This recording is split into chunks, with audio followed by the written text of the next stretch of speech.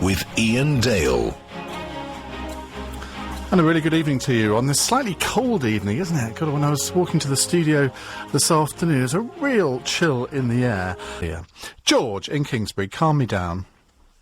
Okay, yeah.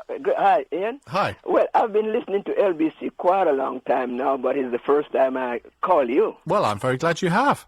And because of the reason is because this lady in the House of Lords or Commons, and she's right. Okay. Because I just don't understand. We have the Bible in church, we have it in the court, we have it in the House of Lords, and yet they're saying things that the Bible does not teach. If you look in Genesis chapter 18, 19, you'll find it what God says about it. Romans chapter 1 talks about this civil partnership. It's not in God's law. We have man's law and we have God's law. Yeah, but no one is forcing any religious institution to hold civil partnerships if they don't want to. Yeah, but the whole thing, it's right. It's wrong. It's totally wrong. In the beginning, God made male and female. There is nowhere, even in the bird species and animals, it's male and female. Well, actually, you're wrong. I'm wrong? Homosexuality exists in animals and birds as well. Yeah, but that's not of God. Well, we're all. You would say we're all God's creatures.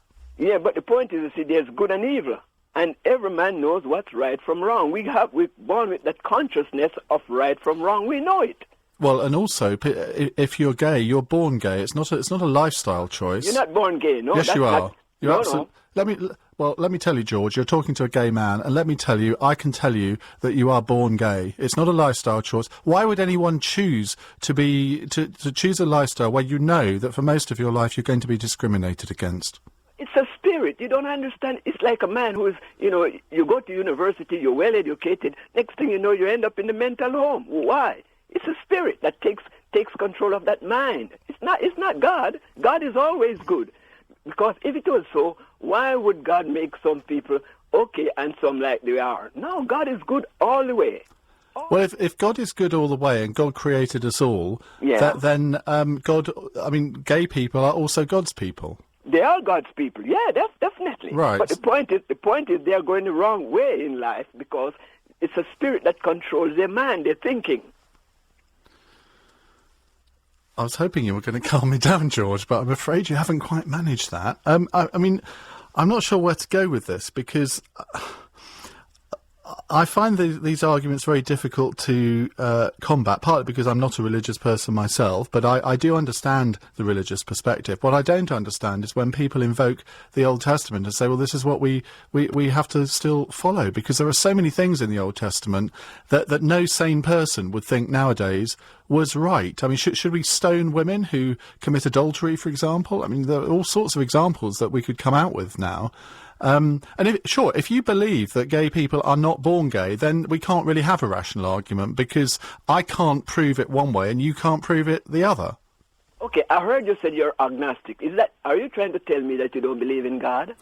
I'm telling you that I'm agnostic rather than atheist, because I'm somebody who needs to be proved something one way or the other. And so far, nobody has proved to me that God exists, and yet nobody has proved that God doesn't exist. Let me ask you one question. You make phone calls on your mobile phone. Do you know how your voice get to Australia the minute you said hello? I know it's nothing to do with God.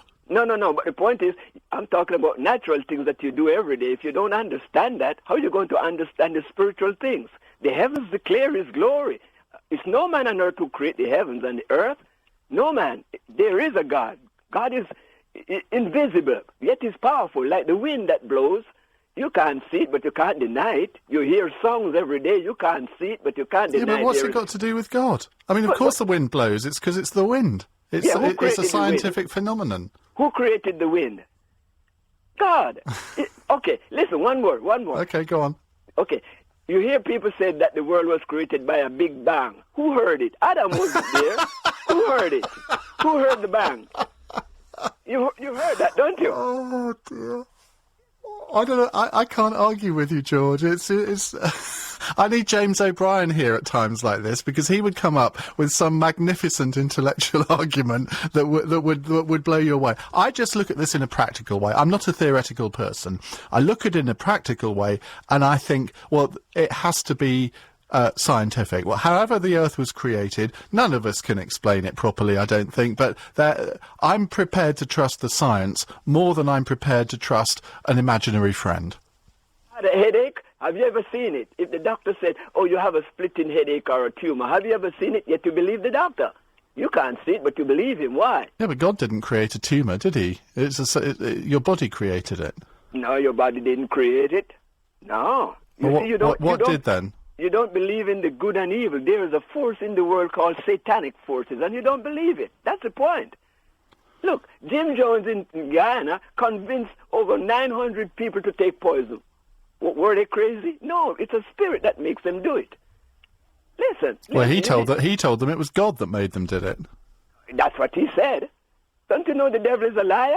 He lies to people every day. Every day he lies to people. And most people believe lies than they believe the truth. That's what happens. People easily believe a lie. Okay, here a child out there heard somebody cursing. That child will remember the curse, the swear word, than the good word you tell them. They easily forget the good things, but they remember the bad because there's a power behind it. Let me just, we're running out of time because I have to go to the travel in a minute, George. Is paedophilia a choice? Is that a lifestyle choice? Could you say that again, please? Is being a paedophile a lifestyle choice, or are you born like it? No, you're not born that way. God created all of us good. All of us, God created us good. But why would God create me good and create you bad? Why? That wouldn't be nice. No, but we have a choice. Just like in the Garden of Eden, God said to them, you have a choice. And we have the freedom of choice, like, for example, no right turn on the road. It's up to me if I want to turn right or not. I could break that law if I want to. But you see, we have the choice. And most people or men choose the wrong thing. They easily choose wrong instead of choosing right. God said there are two ways before us. One is the broad way, one is the straight and the narrow. Here is the right way, but man chooses to go the wrong way. And that's what happens. George, I'd like to say it's been a pleasure, and in some ways it has. I'd love to actually talk to you for a longer time on this, but I don't think either of us would convince the other. Thank you very much indeed for phoning. 0845 6060 973.